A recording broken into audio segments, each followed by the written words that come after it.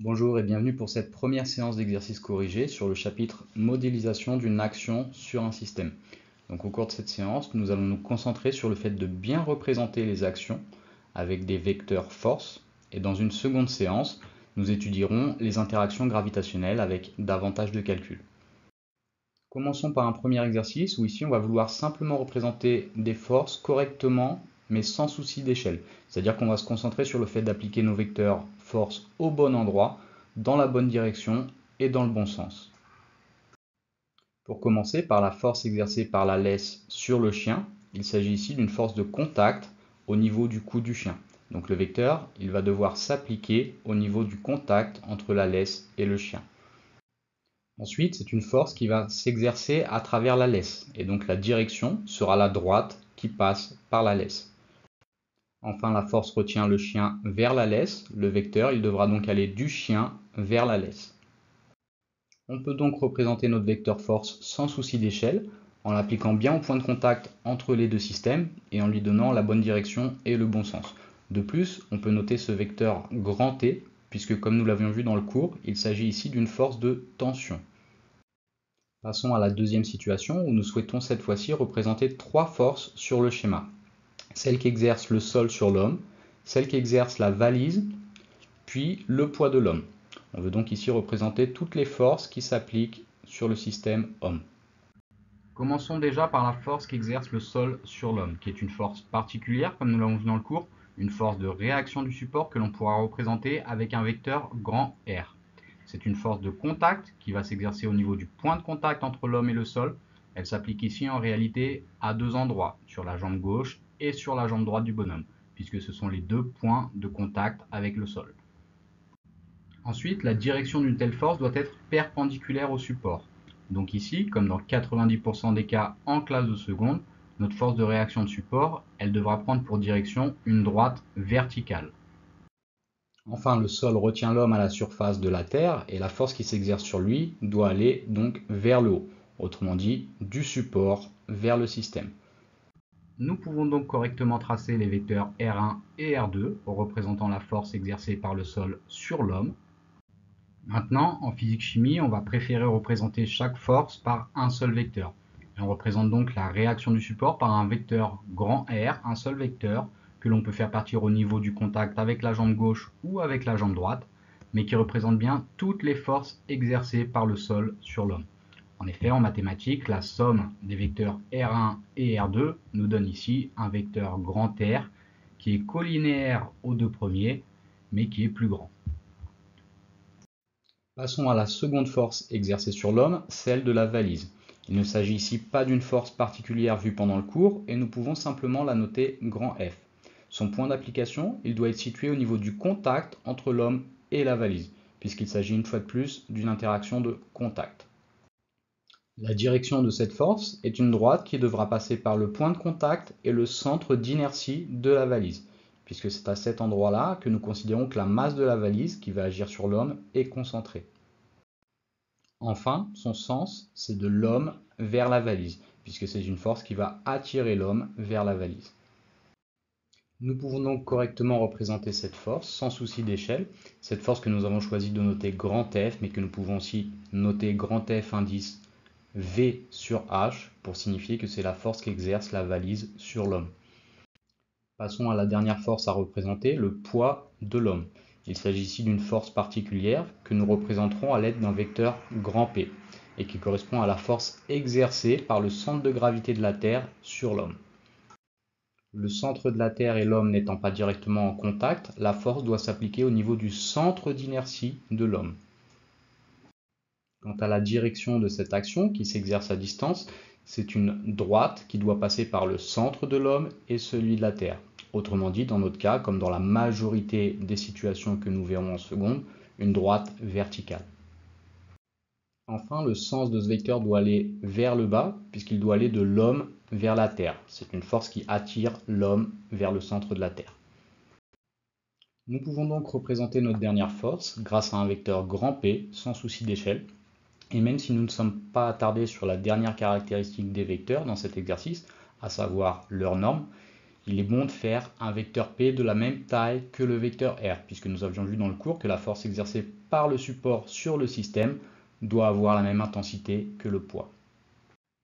Passons au second exercice où nous devons remplir un tableau en donnant le nom des forces qui s'exercent sur la bille d'un pendule, dans une première colonne, et en précisant s'il s'agit d'une action de contact ou une action à distance dans une seconde colonne. Donc le pendule, c'est un dispositif que vous aurez l'occasion d'étudier plusieurs fois au lycée. Et tout d'abord, la bille, elle est soumise à son poids, comme tous les systèmes se trouvant à la surface de la Terre. Donc le poids étant une action exercée à distance par le centre de la Terre. Nous pouvons représenter cette force par un vecteur P, comme c'est demandé dans l'énoncé, sans souci d'échelle, par une flèche qui part du centre d'inertie de la bille et qui va vers le centre de la Terre, ou vers le bas. La seconde force qui s'exerce sur la bille dans ce dispositif, c'est une force de tension. Elle est exercée par le fil sur la bille, et c'est une action de contact. Nous pouvons représenter cette force sans souci d'échelle avec un vecteur grand T qui a la direction du fil et qui a le sens de la bille vers le fil, puisque c'est le fil qui retient la bille. Dans le troisième exercice, nous devons compléter les caractéristiques d'une force qui s'exerce sur un point A et qui est relié à un dynamomètre. Concernant le point d'application de cette force, il s'agit d'une force de contact. Elle s'appliquera donc au niveau du contact entre le point A et le fil par lequel il est relié au dynamomètre. La direction de cette force sera celle du fil, donc la force est appliquée selon une droite qui passe par le fil. Et au vu du schéma, on peut dire qu'il s'agit ici d'une direction horizontale. Concernant le sens, cette force va aller du point A vers le centre du dynamomètre, puisque c'est la force exercée par le fil sur le point A. Elle va donc vers la gauche sur ce schéma. Quant à sa valeur, elle est indiquée par le dynamomètre. En effet, le dynamomètre, c'est un appareil qui va nous permettre de lire la force en newton exercée sur un objet que l'on suspend à un fil ou à un ressort. Ici, le dynamomètre, il indique 4 newtons, puisque son aiguille, elle indique la position qui se trouve une unité après les 3 newtons. Enfin, concernant la notation, nous avons vu qu'il s'agit ici d'une force de tension exercée par un fil sur l'objet ou sur le système A, et par convention, nous allons noter ce genre de force à l'aide d'un vecteur T majuscule, comme nous l'avions vu dans le cours. Une notation plus générale aurait pu être vecteur grand F pour la force indice fil sur A, pour bien signifier qu'il s'agit de la force exercée par le fil sur le point A. Mais représentons bien cette force à l'aide d'un vecteur grand T, comme c'est l'usage pour les forces de tension, et n'oublions pas de regarder l'échelle du document qui nous est fourni pour la représenter correctement. Ici, on souhaite représenter une force d'1 newton dans la réalité par un vecteur d'1 centimètre sur le schéma. Ainsi, la force qu'exerce le fil sur le point A a une valeur de 4 newtons. Notre vecteur, il devra donc mesurer 4 cm. Passons à l'exercice numéro 4, où nous avons une étudiante qui s'appelle Léa et qui va se rendre à la bibliothèque pour étudier la physique-chimie. Elle va alors emprunter un livre sur Galilée, un scientifique du XVIe et XVIIe siècle connu pour ses travaux en maths, en physique ou encore en astronomie. Elle va poser son livre sur la table et on souhaite ici savoir quelles sont les forces qui vont s'exercer sur le livre. Le livre, il est tout d'abord soumis à son poids, comme tous les corps se trouvant à la surface d'un astre. Le poids, c'est une force qui attire le corps vers le centre de l'astre. Donc la direction de cette force, elle sera verticale, puisque la droite reliant l'ouvrage au centre de la Terre a une position verticale. Le sens sera vers le bas, puisque c'est une force qui attire le livre vers le centre de la Terre. Enfin, ici, il est également possible de calculer l'intensité de cette force au vu des données de l'exercice. Cette intensité, nous la représenterons grâce à la norme du vecteur P. Donc le poids, il dépend en effet de la masse du système et de l'intensité de pesanteur de l'astre qui est en train de l'attirer. Ainsi, pour le calculer, il faut donc multiplier petit m, à savoir 600 grammes, par l'intensité de pesanteur sur Terre, à savoir 9,81. Attention, dans cette formule, P est égal à m fois g, la masse doit impérativement être convertie en kilogrammes, ce qui permet bien d'obtenir une force en newton, en l'occurrence une force de 5,89 newtons. Ensuite, le livre ne va pas s'enfoncer jusqu'au centre de la Terre, puisqu'il est posé sur une table. Donc cette table, elle va exercer une force de réaction sur le livre qui va le retenir donc à la surface de la Terre. et qui compense le poids. On représentera cette force avec un vecteur grand R puisqu'il s'agit d'une force de réaction du support. La direction de cette force doit être perpendiculaire au support, donc ici elle sera également verticale, et le sens il est vers le haut puisque c'est une force qui va de la table vers le livre.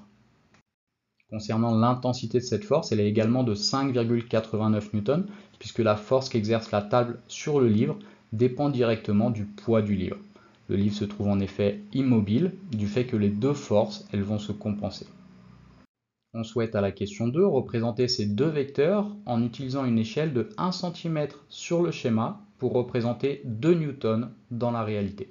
On peut, avant de tracer nos vecteurs, faire un petit tableau de proportionnalité et se demander si 2 newtons doivent être représentés par 1 cm, par combien de centimètres devront être représentés 5,89 newtons. Et en faisant notre produit en croix, on trouve que 2 fois x est égal à 1 fois 5,89. En isolant le petit x, on trouve qu'il vaut 2,95. Donc le vecteur il doit mesurer 2,95 cm, soit environ 3 cm. On peut donc commencer à tracer notre vecteur P sur le schéma en lui donnant bien une taille de 3 cm et bien sûr en lui donnant la direction verticale, le sens vers le bas, et ce vecteur bien sûr doit aussi s'appliquer au niveau du centre d'inertie du livre. Quant à la réaction du support, la force exercée par la table sur le livre, elle a la même intensité, pas besoin de refaire les calculs ici. On représente cette force par un vecteur R qui mesure lui aussi 3 cm. Sa direction est également verticale, mais son sens est vers le haut. Et il s'applique au niveau, lui, du contact entre le livre et la table, puisqu'il s'agit ici d'une force de contact. Passons au 5e exercice qui ressemble pas mal au 4e, sauf que cette fois-ci nous avons deux situations. Une première où la table est positionnée normalement et une seconde où la table est inclinée. On souhaite, avant de commencer l'exercice, rappeler les trois caractéristiques du vecteur poids d'un solide. On commence à en avoir l'habitude. Pour la première caractéristique, c'est la direction. Il s'agit d'une droite allant du centre d'inertie du solide au centre de la Terre. Cette droite, ici, comme dans la grande majorité des cas d'étude, sera verticale. Le sens du vecteur poids doit aller du solide vers l'astre, puisque c'est une force qui attire le solide vers l'astre. Et enfin, la norme du vecteur, elle peut être calculée grâce à la relation P est égal à M fois G. Elle dépend donc de la masse du solide, mais aussi de l'intensité de pesanteur de l'astre en question. En effet, l'intensité du poids d'un solide sera plus importante sur la Terre que sur la Lune, par exemple. N'oublions pas d'ajouter que le vecteur poids, étant une action qui s'exerce à distance, doit être appliqué au niveau du centre d'inertie du solide. Passons donc au premier cas d'étude, où la table est dans une position normale. On souhaite calculer le poids du solide posé sur cette table. Nous appliquerons donc la relation reliant le poids à la masse et à l'intensité de pesanteur. L'intensité de pesanteur nous étant donnée en newton par kilogramme, la masse doit bien être en kilogrammes pour obtenir une force P en newton. La masse est dans cet exercice directement donnée en kilogrammes, multiplions-la simplement par l'intensité de pesanteur sur Terre qui vaut 9,8. Et on trouve que pour notre solide, il y a une force de 196 newtons qu'exerce la Terre sur lui. Le solide dans cette position est soumis à une seconde force qui vient compenser son poids. Comme nous l'avons vu dans l'exercice précédent, il s'agit de la force exercée par la table sur le solide.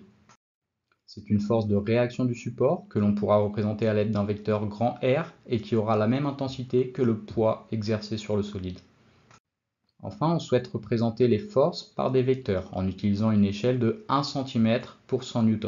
Nous allons donc représenter des vecteurs de 2 cm puisque leur intensité est de 196 N.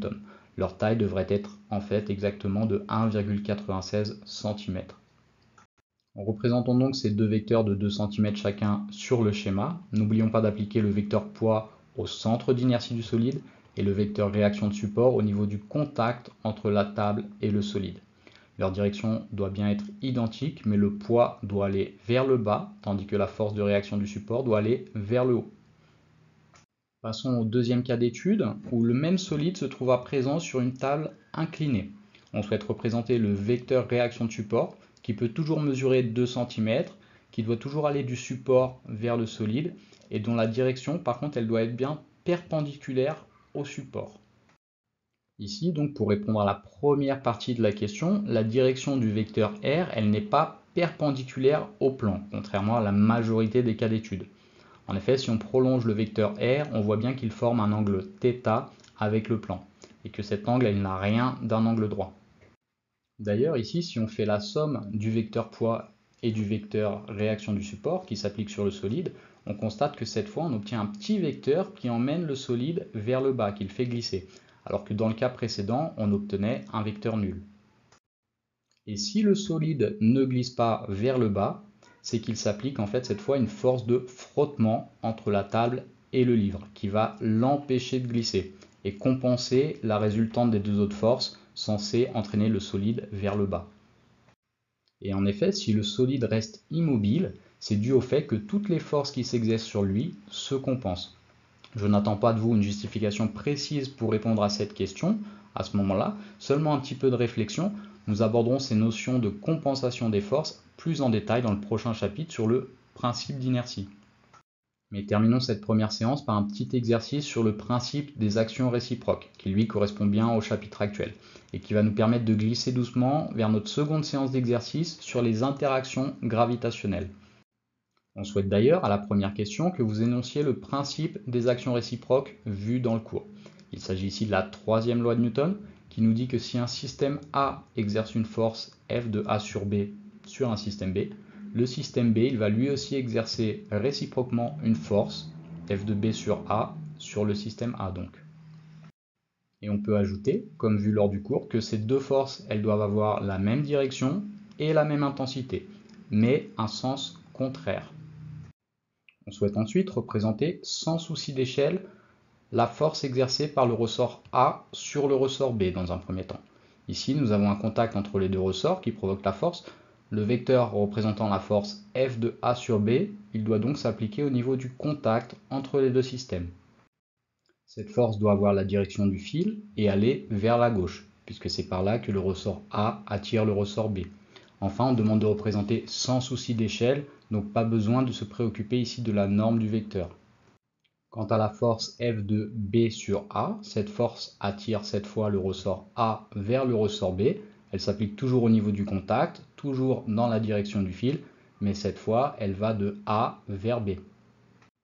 Et d'après le principe des actions réciproques, énoncé à la question 1, le vecteur F de A sur B, il a la même direction que le vecteur F de B sur A, mais un sens contraire.